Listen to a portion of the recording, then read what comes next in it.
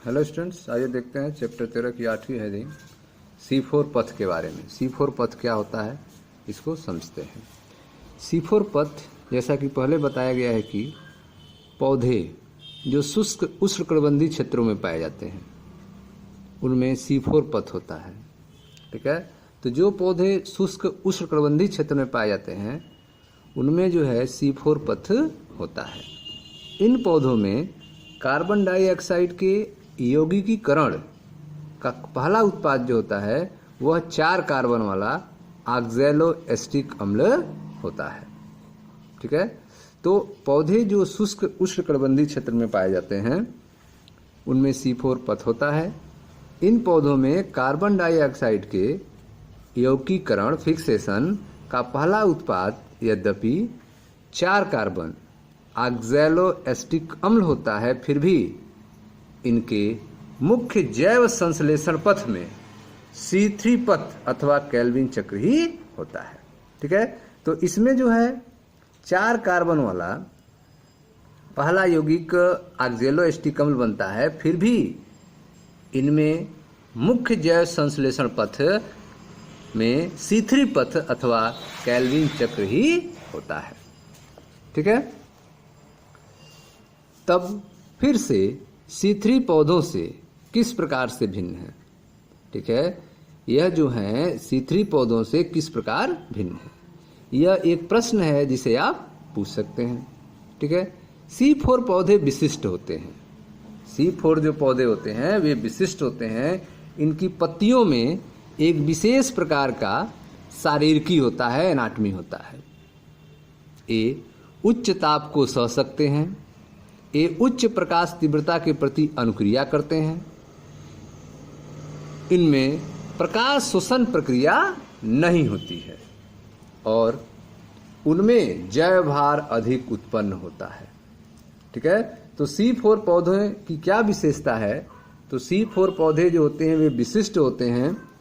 इनकी पत्तियों में एक विशेष प्रकार की शारीरिकी होती है। ये उच्च ताप को सह सकते हैं। ये उच्च प्रकाश तीव्रता के प्रति अनुक्रिया करते हैं। उनमें प्रकाश शोषण प्रक्रिया नहीं होती है और उनमें जैव भार अधिक उत्पन्न होता है। ठीक है, आइए इन्हें एक एक करके समझें। आओ C3 तथा C4 पत्तियों की खड़ी काट का अध्ययन करें। क्या आपने इन दोनों में कोई अंतर देखा है? क्या दोनों में एक ही प्रकार का पर्णमध्युतक है? क्या इनके संवहनी पुलाच्छद के आसपास एक ही प्रकार की कोशिकाएं हैं? ठीक है, तो आइए इनको स्ट्रक्चर में देखते हैं। तो यह जो आप देख रहे हैं यह C3 पौधे की पत्ती का फिगर है। ठीक है, जिसमें आप देख रहे हैं यह जो है आपका मीजोफिल सेल है। मीजोफिल सेल पर्णमध्युतक खड़ी कोशिकाएं हैं जिनके अंदर आप देख रहे हैं कि हरित लवक क्लोरोप्लास्ट पाए जा रहे हैं। तो इस तरह का स्ट्रक्चर जो है वह C3 पौधे की पत्तियों का होता है, जिसमें आप देख रहे हैं कि खड़ी मीजोफिल सेल्स पाए जाते हैं जिनके अंदर यह हरित लवक पाए जाते हैं। ठीक है, जाइलम फ्लोएम है, गॉड सेल है, क्यूटिकल है, यह सारा स्ट्रक्चर आपको पहले बताया गया है। अब C4 पौधों की पत्ती कैसी होती है, तो जो C4 पौधे होते हैं इनकी पत्तियों का स्ट्रक्चर आप देख रहे हैं इस तरह होती है। इसको क्रांज टाइप कहते हैं। इसमें आप देखें इस तरह का संरचना पाया जाता है, बंडल शीथ। ठीक है, इसमें आप देख रहे हैं यह जाइलम फ्लोएम है, आपका बंडल शीथ है जाइलम फ्लोएम। और यह जो है मीजोफिल सेल्स इसमें इस तरह की पाई जाती हैं, मीजोफिल सेल्स जिसमें हरित लवक पाया जाता है। ठीक है, क्लोरोप्लास्ट पाया जाता है, एपिडर्मिस सेल हैं, क्यूटिकल हैं, मीजोफिल सेल्स आप देख रहे हैं इस टाइप्स की हैं। इसको क्रांच टाइप कहते हैं। C4 पौधों की पत्तियों की शारीरिकी जो है वह C3 पौधों की पत्तियों से भिन्न होती है और इस प्रकार की शारीरिकी को क्रांज प्रकार कहते हैं। ठीक है, क्रांज जो है जर्मन भाषा का शब्द है जिसका अर्थ होता है माला। ठीक है, इन पौधों की पत्तियों में पर्णमध्युतक में खंभ ऊतक नहीं होता है। जो C4 पौधे हैं उनमें खंभ ऊतक अर्थात पैलिसेड टिश्यू नहीं पाया जाता है। इनके पर्णमध्युतक में पत्तियों के संवहन बंडल पर बंडल शीथ पाई जाती है। पत्तियों के संवहन बंडल पर बंडल शीत पाई जाती है। इन बंडल आच्छादित कोशिकाओं में हरिम कणक जो होते हैं वो बड़े बड़े होते हैं। इनमें हरिम कणक क्या होते हैं? बड़े बड़े होते हैं। ग्राना जो है कम विकसित होती है अथवा अनुपस्थित होती है, जबकि पर्ण मध्योतक कोशिकाओं में हरिम कणक छोटे होते हैं और उनमें ग्राना विकसित होती है। ठीक है स्टूडेंट्स, तो यह था C4 पौधों की पत्तियों की स्ट्रक्चर के बारे में। तो इन दोनों पत्तियों में आप देख रहे हैं काफी अधिक भिन्नता है। ठीक है, C3 और C4 पत्तियों की खड़ी काट को आपने देखा, अध्ययन किया, और इनमें आपने देखा कि इसमें अंतर है। दोनों में एक ही प्रकार के पर्णबद्धक नहीं है। क्या इनमें संवहनी पुलाच्छद आसपास में एक ही प्रकार की कोशिकाएं हैं? तो इनमें आप देख रहे हैं कोशिकाएं जो हैं एक ही प्रकार की नहीं होती हैं। अब आगे देखते हैं C4 पौधों के बारे में। C4 पथ के बारे में। C4 पथ पौधों की संवहन मंडल के चारों ओर स्थित बृहद कोशिकाएं, पुलाच्छद कोशिकाएं कहलाती हैं। ठीक है, तो C4 पथ पौधों की, जिसमें C4 पथ पाया जाता है, ऐसे पौधों की संवहन मंडल के चारों ओर स्थित बृहद कोशिकाएं पुलाच्छद कोशिकाएं कहलाती हैं, बंडल शीथ कहलाती हैं। और पत्तियां जिनमें ऐसी शारीर होती है उन्हें क्रांज शारीर वाली पत्तियां कहते हैं, माला की तरह। ठीक है, पत्तियां कहते हैं। यहाँ क्रांज का अर्थ है छल्ला अथवा घेरा। ठीक है, तो C4 पथ पौधों की संवहन मंडल के चारों ओर स्थित बृहद कोशिकाएं पुलाच्छद कोशिकाएं कहलाती हैं, बंडल शीथ कहलाती हैं। और पत्तियां जिनमें ऐसी शारीर होती है उन्हें क्रैंजी शारीर वाली पत्तियां कहते हैं। यहाँ क्रैंज का अर्थ है छल्ला अथवा घेरा। चूंकि कोशिकाओं की व्यवस्था एक छल्ले के रूप में होती है, ठीक है, संवहन मंडल के आसपास पुलाच्छद कोशिकाओं की अनेक परतें होती हैं। ठीक है, संवहन मंडल के आसपास बंडल शीथ कोशिकाओं की अनेक परतें होती हैं। इनमें बहुत अधिक संख्या में क्लोरोप्लास्ट होते हैं। इनकी मोटी भित्तियां जो हैं वह गैस से अप्रवेश्य होती हैं। इनकी मोटी भित्तियां गैस से अप्रवेश्य होती हैं और इनमें अंतरकोशिकीय स्थान नहीं होता है। ठीक है, तो इस तरह से आपने देखा कि C4 पथ वाले पौधों की संवहन मंडल के चारों ओर स्थित बृहद कोशिकाएं पुलाच्छद कोशिकाएं कहलाती हैं, और पत्तियां जिनमें ऐसी शारीर होती है उन्हें क्रैंज शारीर वाली पत्तियां कहते हैं। यहाँ क्रैंज का अर्थ है छल्ला अथवा घेरा। चूंकि कोशिकाओं की व्यवस्था एक छल्ले के रूप में होती है, संवहन मंडल के आसपास पुलाच्छद कोशिकाओं की अनेक परतें होती हैं। इनमें बहुत अधिक संख्या में क्लोरोप्लास्ट होते हैं। इनकी मोटी भित्तियां गैस से अप्रवेश्य होती हैं और इनमें अंतरकोशिकीय स्थान नहीं होता है। ठीक है, आप C4 पौधे जैसे कि मक्का अथवा ज्वार की पत्तियों का एक छोटा भाग काटें। ठीक है, आप C4 पौधों जैसे कि मक्का अथवा ज्वार की पत्तियों का एक भाग काटें ताकि क्रैंज शारीर यो पर्ण मध्य तक देख सकें। अपने आसपास के विभिन्न स्पीसीज के पेड़ों की पत्तियां एकत्र करें और उनकी पत्तियों का खड़ी काट लें। सूक्ष्मदर्शी से इनके संवहन मंडल पुल के आसपास पुलाच्छद को देखें। पुलाच्छद की उपस्थिति C4 पौधों को पहचानने में आपको सहायता करेगी। ठीक है, चित्र 13.9 में दिखाए गए पथ का अध्ययन करें। ठीक है, तो यह चित्र 13.9 है जिसमें एक पथ को बताया गया है जिसे हैश और स्लैक पाथवे कहते हैं। हैश एंड स्लैक पाथवे कहते हैं।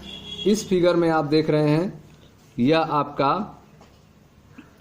जीव पुलाच्छद कोशिकाएं हैं। पुलाच्छद कोशिकाएं हैं। यह आपका मध्योतक कोशिका है। मध्योतक कोशिका है जिसमें सबसे बाहर कोशिका भित्ति आप देख रहे हैं, फिर प्लाज्मा झिल्ली है और इसके अंदर के स्ट्रक्चर में आप देख रहे हैं बहुत सारी अभिक्रियाएं हो रही हैं। तो इसमें देखें आप कैसे अभिक्रिया होती है। इसमें तो वातावरण में कार्बन डाइऑक्साइड, वातावरण से कार्बन डाइऑक्साइड इन कोशिकाओं में प्रवेश करता है बाइकार्बोनेट अम्ल HCO3-। ठीक है, तो वातावरण में कार्बन डाइऑक्साइड पहुंचता है HCO3- अम्ल और पायरो, ठीक है, फास्फोइनाल पायरुवेट, और यह आपका C3 अम्ल है जो पुनरुद्भवन से फास्फोइनाल पायरुवेट में बदला है।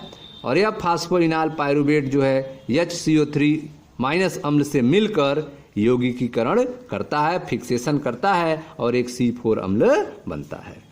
यह जो है जीवद्रव्य तंतु के माध्यम से आप देख रहे हैं नीचे आता है, परिवहन होता है इसका, और एक C4 अम्ल जो है डीकार्बोक्सिलेशन होता है।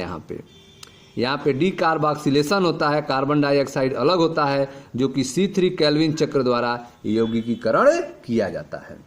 तो यहाँ पर डीकार्बोक्सिलेशन हो रहा है, कार्बन डाइऑक्साइड अलग हो रहा है जिसका C3 केल्विन चक्र द्वारा यौगिकीकरण किया जा रहा है। और यहाँ पर 3 कार्बन वाले अम्ल जो हैं फिर इनका परिवहन होता है, फिर यह 3 कार्बन वाले अम्ल जो हैं पुनरुद्भवन से फास्फोइनाल पायरुवेट में बदल जाते हैं। यह फास्फोइनाल पायरुवेट जो है फिर वातावरण से आने वाले कार्बन डाइऑक्साइड जो कि HCO3 माइनस अम्ल के रूप में है, इनके साथ मिलकर यौगिकीकरण होता है और C4 अम्ल बनता है। ठीक है, यह आप देख रहे हैं, यह प्रक्रम जो है चलता रहता है और C3 केल्विन चक्र द्वारा यौगिकीकरण कार्बन डाइऑक्साइड का होता रहता है। ठीक है, इसे हैश और स्लैग पाथवे कहा जाता है। ठीक है, तो इसमें आपने क्या देखा? तो इसमें आपने देखा कि वातावरण में कार्बन डाइऑक्साइड आई है जो HCO3 माइनस अम्ल के रूप में है और यहाँ पर फास्फोइनाल पायरुवेट के साथ दोनों मिलकर यौगिकीकरण से C4 अम्ल बनाते हैं। फिर यह C4 अम्ल परिवहन से C4 अम्ल जो है डीकार्बोक्सिलेशन होता है जिससे कार्बन डाइऑक्साइड अलग होता है और यह C3 केल्विन चक्र के द्वारा यौगिकीकरण किया जाता है। और यह 3 कार्बन अम्ल जो है परिवहन से 3 कार्बन अम्ल जो है पुनरुद्भवन से फिर फास्फोइनाल पायरुवेट बनता है और यह CO3 माइनस से मिलकर यौगिकीकरण करके यह प्रक्रिया आगे बढ़ाता रहता है। यह चक्र जो चल रहा है इसे हैश और स्लैग पाथवे कहा जाता है। तो आइए इसके बारे में पढ़ा जाए। ठीक है, तो आपने चित्र 13.9 में दिखाए गए पथ का अध्ययन किया। इस पथ को हैच एवं स्लैल पथ कहते हैं। यह भी एक चक्रीय प्रक्रिया होती है। ठीक है, आइए इन चरणों को समझते हुए पथ का अध्ययन करें। आपने देखा कि कार्बन डाइऑक्साइड का प्राथमिक ग्राही, कार्बन डाइऑक्साइड का जो प्राथमिक ग्राही है वह एक 3 कार्बन अणु फास्फोइनाल पायरुवेट है, फास्फोइनाल पायरुवेट है। ठीक है, तो कार्बन डाइऑक्साइड का जो प्राथमिक ग्राही है वह कौन है? एक 3 कार्बन वाला है, एक 3 कार्बन वाला अम्ल है जो कि फास्फोइनाल पायरुवेट है। ठीक है, कार्बन डाइऑक्साइड का प्राथमिक ग्राही एक 3 कार्बन अणु फास्फोइनोल पायरुवेट है, PEP है, और यह पर्णमध्योतक कोशिका में स्थित होता है। यह कहाँ होता है? पर्णमध्योतक कोशिका में स्थित होता है। ठीक है, इस यौगिकरण को पेप कार्बोक्सिलेस अथवा पेप केस नामक एंजाइम संपन्न कराता है। ठीक है, तो यह जो यौगिकरण हो रहा है, यह यौगिकरण किसके द्वारा होता है? तो इसके जो एंजाइम है उसका नाम है पेप कार्बोक्सिलेस, जिसे PEP भी कहा जाता है, पेप केस नामक एंजाइम कहा जाता है। ठीक है, तो कार्बन डाइऑक्साइड ग्राही जो वातावरण से कार्बन डाइऑक्साइड आप देख रहे हैं आ रहा है HCO3 माइनस के रूप में, और यह जो है फास्फोइनाल पायरुवेट जो है कार्बन डाइऑक्साइड को ग्रहण करके इसका यौगिकरण कर रहा है। यौगिकरण में जो एंजाइम मदद करता है उसे पेप कार्बोक्सिलेज एंजाइम कहा जाता है। ठीक है, तो इस तरह से आपने देखा कि कार्बन डाइऑक्साइड का प्राथमिक ग्राही एक 3 कार्बन अणु फास्फोइनोल पायरुवेट होता है, PEP होता है, और वह पर्णमध्योतक कोशिका में स्थित होता है। इस यौगिकरण को पेप कार्बोक्सिलेस अथवा पेपकेस नामक एंजाइम संपन्न कराता है। पर्णमध्योतक कोशिकाओं में रुबिस्को एंजाइम नहीं होता है। पर्णमध्योतक जो कोशिकाएं हैं उनमें रुबिस्को एंजाइम नहीं होता है। C4 अम्ल OAA, ठीक है, जो C4 अम्ल है OAA पर्णमध्योतक कोशिका में निर्मित होता है। ठीक है, तो पर्णमध्योतक कोशिकाओं में आप देख रहे हैं OAA अम्ल निर्मित होता है जो कि 4 कार्बन वाला है, आर्गियोलोस्टिक अम्ल। ठीक है, इसके बाद ये पर्णमध्योतक कोशिका में अन्य 4 कार्बन वाले अम्ल जैसे कि मैलिक अम्ल, स्फाटिक अम्ल बनते हैं। ठीक है, जो कि पुलाच्छद कोशिका में चले जाते हैं। पुलाच्छद कोशिकाओं में यह 4 कार्बन वाले अम्ल विघटित हो जाते हैं, जिससे कि कार्बन डाइऑक्साइड तथा एक 3 कार्बन अणु मुक्त होते हैं। यह 3 कार्बन अणु पुनः पर्णमध्योतक में वापस आ जाता है, जहां यह पुनः पेप में बदला जाता है, और इस तरह यह चक्र पूरा हो जाता है। ठीक है, तो इस तरह से आपने देखा कि सबसे पहले जो है ऑक्जेलोएस्टिक अम्ल बनता है जो कि एक 4 कार्बन वाला अम्ल है। ठीक है। तो पर्णमध्योतक कोशिकाओं में रुबिस्को एंजाइम नहीं होता है। 4 कार्बन अम्ल OAA ऑक्सैलोएसिटिक अम्ल पर्णमध्योतक कोशिकाओं में निर्मित होता है। तो 4 कार्बन वाला अम्ल पर्णमध्योतक कोशिकाओं में यह बनता है, 4 कार्बन वाला अम्ल ऑक्सैलोएसिटिक अम्ल। और इसके बाद यह पर्णमध्योतक कोशिकाओं में, ठीक है, इसके बाद ये पर्णमध्योतक कोशिकाओं में अन्य 4 कार्बन वाले अम्ल जैसे कि मैलिक अम्ल, स्पार्टिक अम्ल बनते हैं, जो कि पुलाच्छद कोशिका में चले जाते हैं, बंडल शीत कोशिका में चले जाते हैं। पुलाच्छद कोशिका में यह 4 कार्बन अम्ल विघटित हो जाता है, जिससे कार्बन डाइऑक्साइड तथा एक 3 कार्बन अणु मुक्त होते हैं। एक 3 कार्बन अणु पुनः पर्णमध्योतक में वापस आ जाता है, जहां यह पुनः पेप में बदला जाता है और इस तरह यह चक्र पूरा हो जाता है। ठीक है। तो इस तरह से आपने देखा कि पुलाच्छद कोशिका से निकली कार्बन डाइऑक्साइड, पुलाच्छद कोशिका से निकली कार्बन डाइऑक्साइड कैल्विन पथ अथवा C3 में प्रवेश करती है। कैल्विन एक ऐसा पथ है जो सभी पौधों में समान रूप से होता है। ठीक है। तो पुलाच्छद कोशिका से निकली कार्बन डाइऑक्साइड कैल्विन पथ अथवा C3 में प्रवेश करती है। कैल्विन एक ऐसा पथ है जो सभी पौधों में समान रूप से होता है। पुलाच्छद कोशिका रुबिस्को से भरपूर होती है। ठीक है। तो जो पुलाच्छद कोशिकाएं हैं वे रुबिस्को एंजाइम से भरपूर होती हैं, परंतु पेप केस से रहित होती है। इसमें पेप केस एंजाइम नहीं पाया जाता है। अतः मैलिक पथ, कैल्विन पथ जिसके परिणाम स्वरूप शर्करा बनती है, वह C3 और C4 पौधों में सामान्य रूप से होता है। ठीक है। तो आप देख रहे हैं कि पुलाच्छद कोशिका से निकली कार्बन डाइऑक्साइड कैल्विन पथ अथवा C3 में प्रवेश करती है। कैल्विन एक ऐसा पथ होता है जो सभी पौधों में समान रूप से होता है। पुलाच्छद कोशिका रुबिस्को एंजाइम से भरपूर होती है, परंतु पेप केस से रहित होती है। अतः मैलिक पथ, कैल्विन पथ जिसके परिणाम स्वरूप शर्करा बनती है, वह C3 और C4 पौधों में सामान्य रूप से होता है। क्या आपने ध्यान दिया है कि कैल्विन पथ सभी C3 पौधों की पर्णमध्योतक कोशिकाओं में पाया जाता है। C4 पौधों के पर्णमध्योतक कोशिकाओं में यह संपन्न नहीं होता है, परंतु पुलाच्छद कोशिकाओं में केवल कारगर होता है। ठीक है स्टूडेंट्स, थैंक यू।